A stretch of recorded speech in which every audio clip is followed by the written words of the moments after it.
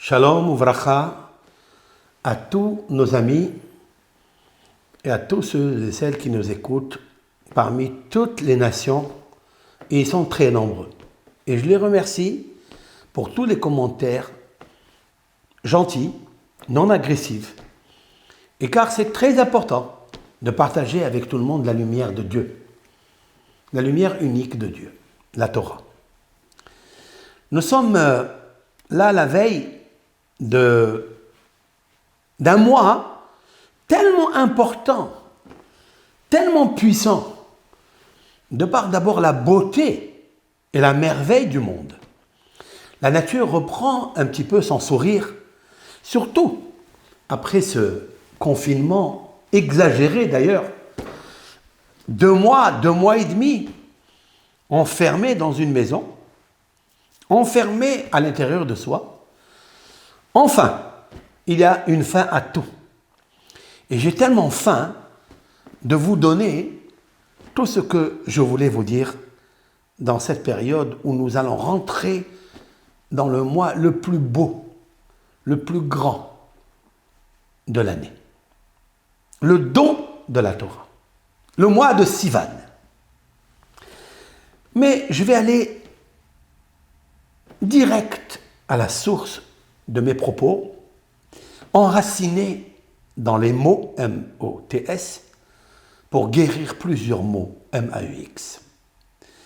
Vous savez très bien que le mois de Nissan dans le calendrier juif et le mois de la Pâque, c'est une fête exceptionnelle pour le peuple d'Israël.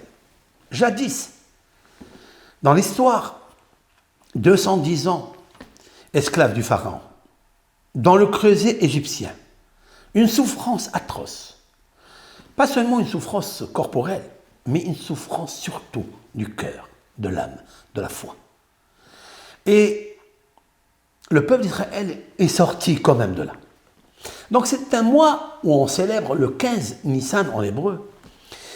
C'est un mois où on célèbre la délivrance, la liberté, le salut. Et il y a une fête très, très grande, très importante.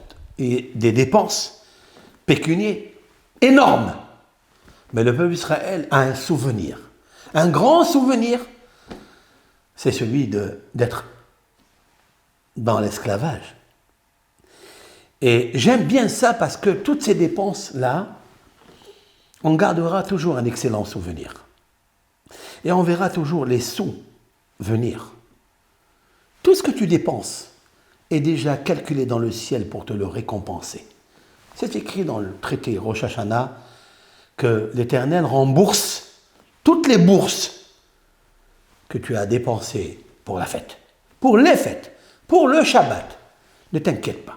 Je suis là, dit Dieu, je suis le plus grand banquier, car il est marqué dans les prophéties. Li ha-kesef veli ha-zahav amar Hashem. L'Éternel a dit, à moi appartient l'or, à moi appartient l'argent. Le mois de Nissan, ainsi, s'indique, mais vous savez très bien que les noms, les prénoms des mois n'existent pas dans la Bible.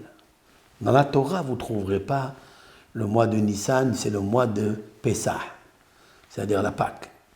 Non, il s'appelle Hag HaMatzot, il s'appelle la fête des pains azim, des galettes. Le mois de Iyar, il s'appelle Hodesh Ziv, c'est-à-dire il est beau parce que le printemps arrive, etc. Hag Aviv. Le mois de Sivan est un mois où le signe zodiacal est tellement grand, car il est l'effigie de deux êtres qui s'aiment, qui s'assemblent, se ressemblent. Le mois de Sivan, ainsi il s'appelle. J'ai remarqué avec l'aide de Hachem, comme vous pouvez tous le lire là, ici, c'est que le mois de Nissan a les mêmes lettres que le mois de Sivan, c'est-à-dire la lettre Samer, Iyud, Nun. Sauf qu'il a encore un autre Nun, qui est la lettre qui est à la fin d'un mot. Il y a un Yud, un Nun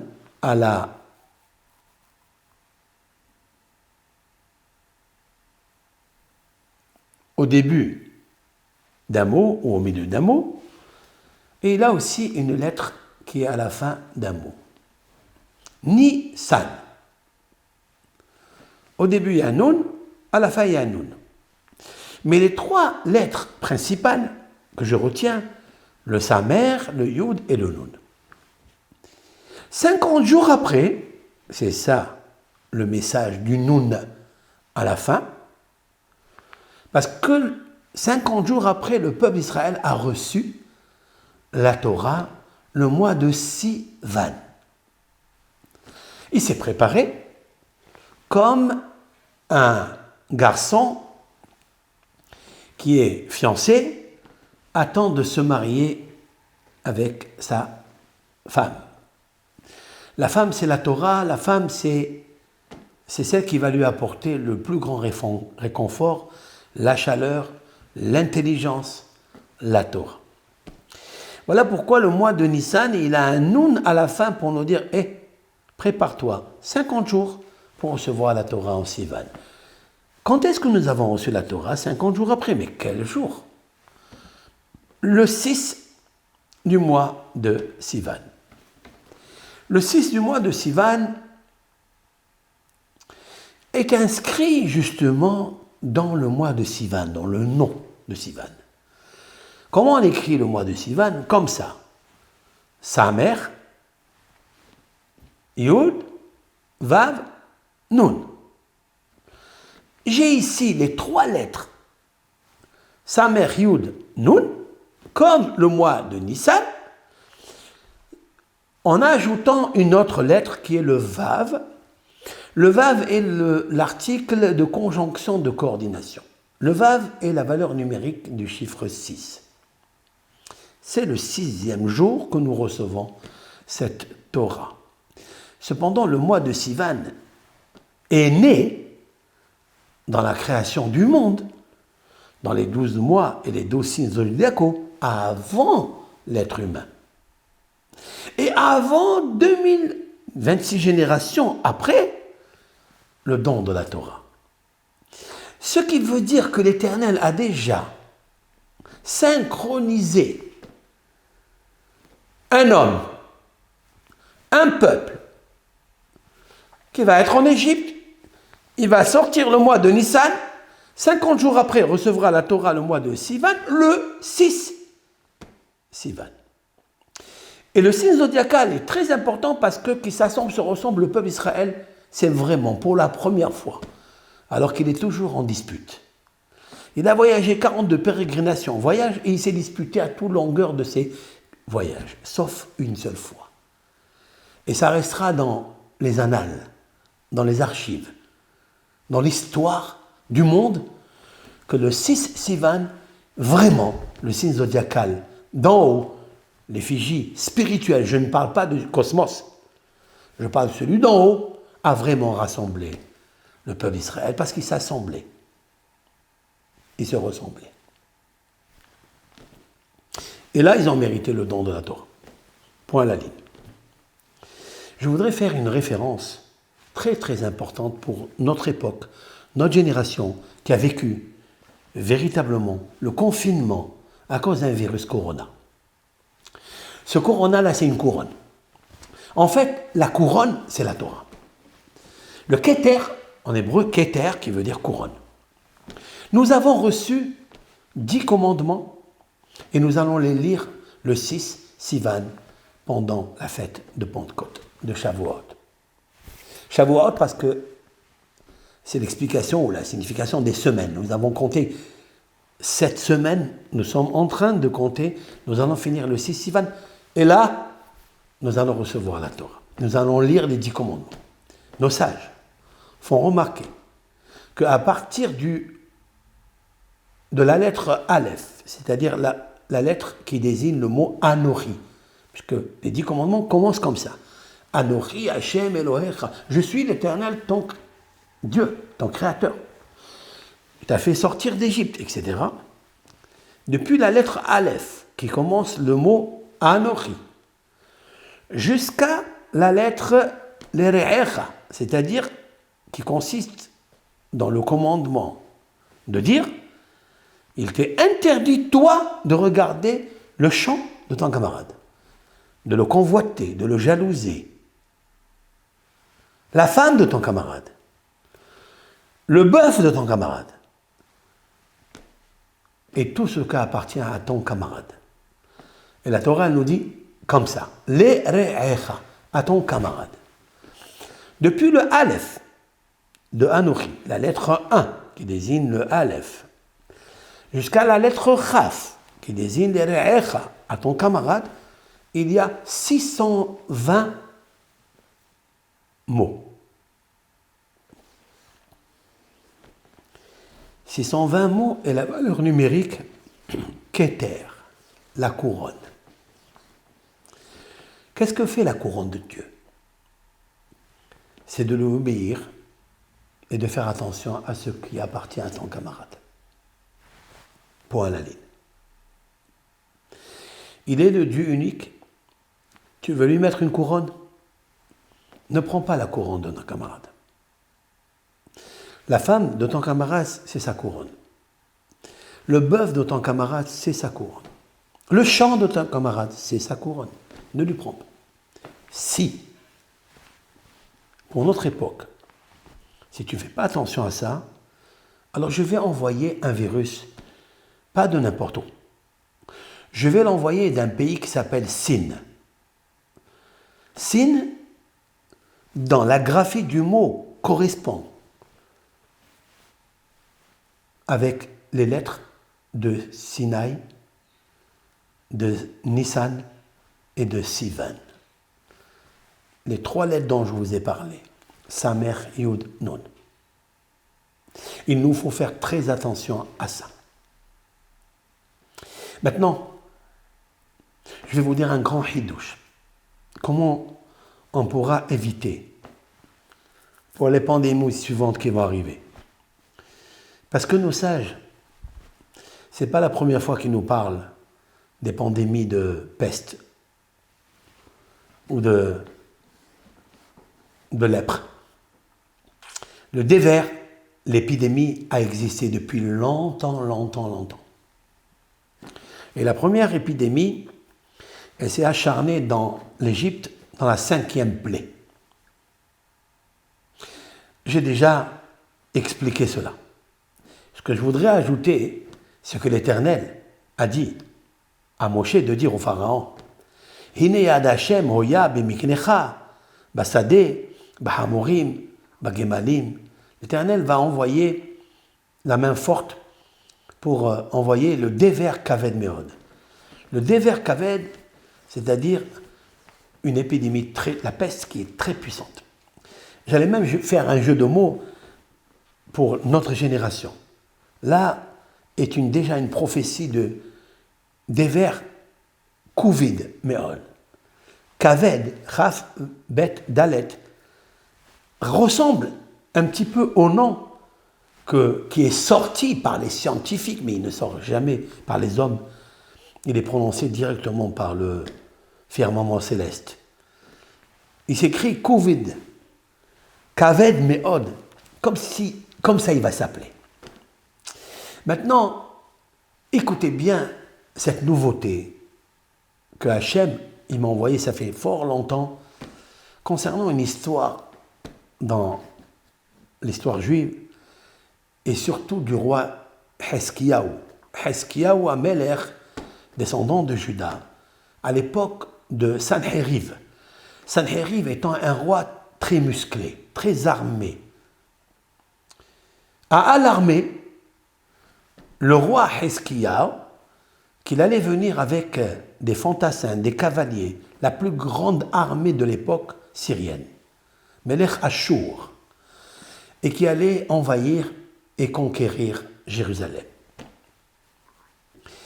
Et donc, il s'est apprêté avec des millions d'êtres humains, des héros, des gladiateurs, des fantassins, des cavaliers, bien armés, pour entrer et conquérir Jérusalem. Lorsque Heskiyahu Amelech a entendu cela, immédiatement, il a envoyé chercher, pas une armée, pas des gladiateurs, juste de vérifier dans toutes les villes sud, nord, est, ouest, est-ce que les synagogues, les salles d'études et les écoles des petits-enfants étudiaient convenablement la Torah? La réponse a été la suivante. Depuis Dan jusqu'à Be'er-Sheva, sud, nord, ouest, sud, on a trouvé que même les petits de 5 ans, de 6 ans, de 7 ans étaient parfaitement au courant, parce qu'ils étaient branchés, dans toute la Torah orale. Et ils connaissaient toutes les lois, même les lois les plus difficiles. De quoi s'agit-il? De la lèpre et de toutes les négaïm, c'est-à-dire toutes les sortes de lèpre, car une lèpre, c'est une pandémie aussi, une épidémie aussi, c'est une peste. Et il était très très heureux. Et lorsqu'il a entendu cette nouvelle, il a pris une épée et il a planté dans la porte des synagogues et la porte des salles d'études. Et il a dit, toute personne qui n'étudie pas la Torah, il sera poignardé par ce glaive. Fin de citation.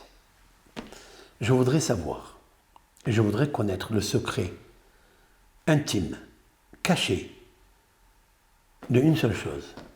Pourquoi a-t-il planté une épée dans la porte des salles d'études et des synagogues?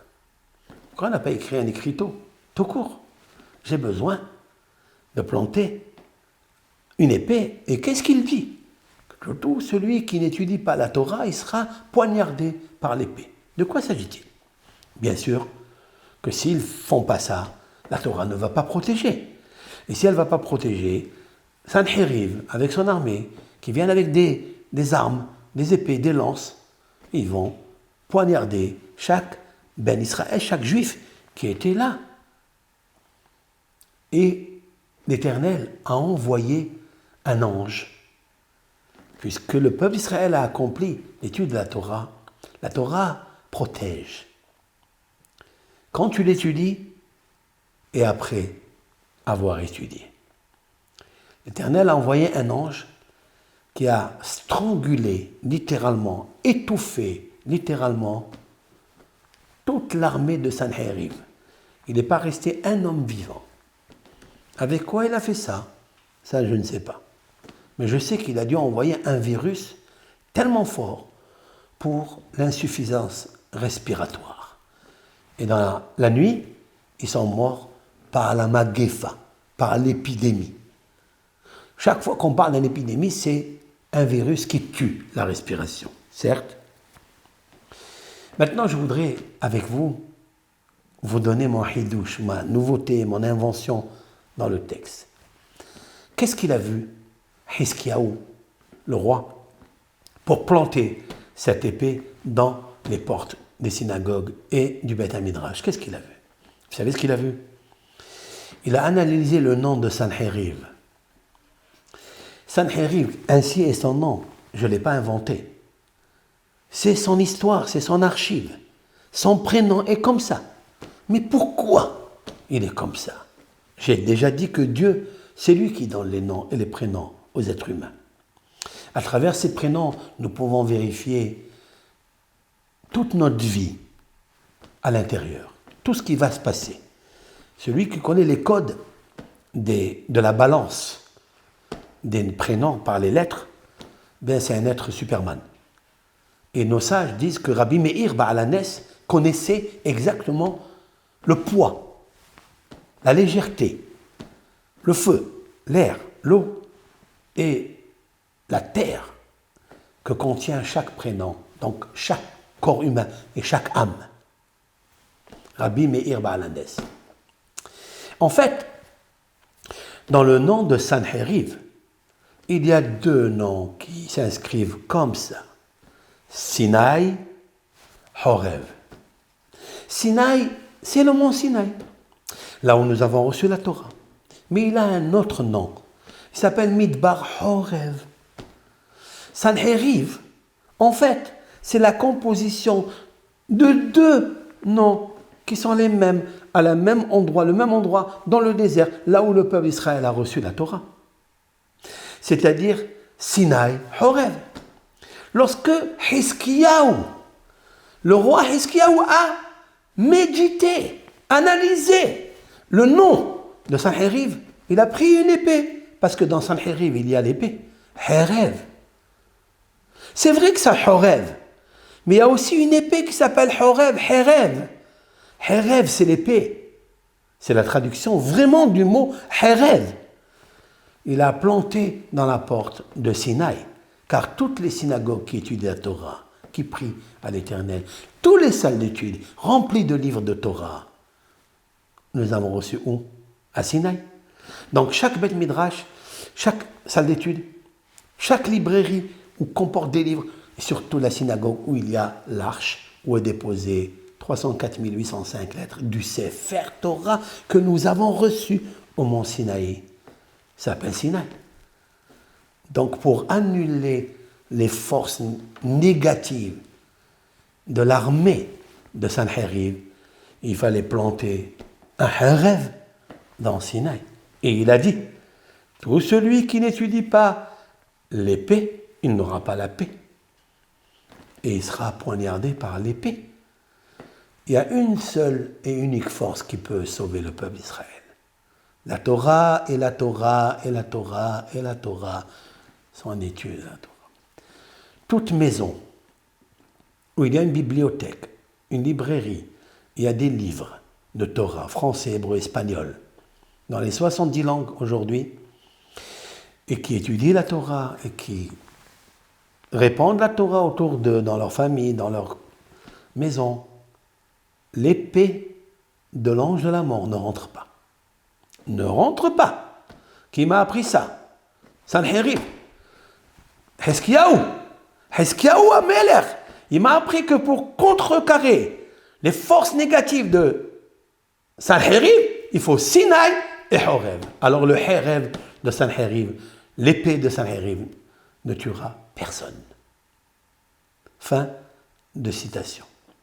Maintenant, si nous voulons que la Sine, parce que dans Sine, il y a aussi Sanheriv, n'envoie pas d'autres virus, eh bien, parce qu'elle a l'habitude maintenant, il y a l'Ebola, il y a d'autres qui viennent de là-bas.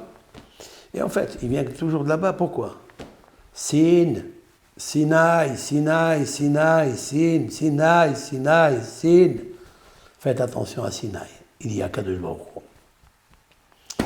Donc, Baruch Hashem, nous avons accepté aujourd'hui de rentrer dans la synagogue, dans le Beth Midrash, ne pas faire entrer l'ange de la mort dans les synagogues. Qui est l'ange de la mort dans la synagogue? C'est le smartphone. Ne pas le faire entrer. Il faut le laisser dehors. Il y a un qui m'a dit, je vais le faire entrer, mais éteins. Je lui ai dit, n'éteins pas cela. Ne le fais pas entrer parce qu'il éteint ta prière. Il éteint ton étude. Ne le fais pas rentrer. Laisse-le dehors. J'ai fait une vidéo sur le smartphone qui va paraître, si Dieu veut, bientôt, avec des codes exceptionnels et uniques pour démontrer que vraiment l'ange de la mort de notre génération, c'est le smartphone. Donc évitons tout cela. Fermons le portable. Ne le faisons pas rentrer dans les salles d'études, dans les synagogues, à plus forte raison de l'employer d'envoyer des SMS et parler dans le Kaddish avec. Dieu préserve. J'ai dit, avec l'aide de Dieu, Bli Neder, je ferai très attention à ça, qu'une synagogue où je suis, où je rentre, un Beth Midrash que je dirige, s'il y a un smartphone dedans, je retire la personne qui étudie, même s'il est un génie en Torah. Il quittera le Beth Midrash. Une synagogue dont ce portable-là rentre et il fait des catastrophes, je ne rentre pas dans cette synagogue. Avec l'aide de Hachem, Bli Neder. Après, bien sûr, il y a qui ont dit qu'il faut qu'il rentre avec, même s'il est éteint, pour ne pas, parce que c'est très difficile d'obéir à cette loi qui ne pas rentrer avec l'ange de la mort, c'est impossible. C'est impossible. C'est vraiment l'ange de la mort. Vraiment. Il nous a tout pris. Il a pris tout ce qui est de bon tout ce qui est de meilleur, toute la spiritualité. Il a pris même la parnassa, il nous l'a pris. Ah, donc c'est pour ça qu'il faut faire très attention. En fait, pour tuer le Sanheriv, c'est-à-dire le Malach HaMavet, il n'y a que l'étude de la Torah qui peut le faire. Et Ratson, qu'on prenne des bonnes décisions, qu'on s'améliore, qu'on fasse teshuva. Et merci Hachem de nous avoir réouvert nos synagogues, car c'est l'endroit, c'est le seul endroit où on peut te rencontrer, on peut te parler, on peut te demander des choses, car tu exauces tout, et tu es le Père de la miséricorde qui a tout pardonné, et tu nous as pardonné. Amen ve Amen. Alors, Chodesh Tov, Chodesh Sivan Tov, En Tov et la Torah. Donc ça, je dis que le mot Tov, c'est la Torah. Donc que ce mois, il soit un bon mois, et étudiant la Torah, et aussi soutenant la Torah. Soutenant la Torah. Avec l'aide de Hachem. Kol Tuv, Lachem, Bracha ve'Hatzlacha. Que Aaron, à Cohen, le grand prêtre, nous bénisse à tous, tout le monde entier, par la paix, car il est en fait la colonne vertébrale de la paix. Shalom, shalom, la rahok, la karov, amar Hashem, ufativ. Le prophète dit, l'Éternel, de sa bouche, je cite, shalom, shalom, la paix, la rahok, celui qui est loin, celui qui est l'impie, qui est très loin de l'Éternel. La karov, celui qui est très proche de l'Éternel. Shalom, shalom. Ulfativ, amar Hashem. Je le guérirai, a dit Dieu. Il n'y a que Dieu qui peut dire, même à son ennemi, même à cet idolâtre-là, reviens vers moi et tu trouveras la paix. Alors que toutes les nations, que tous les peuples, même les idolâtres, eh bien, reviennent à lui et reconnaissent qu'il est le seul et unique Dieu. Kol Tov Lachem.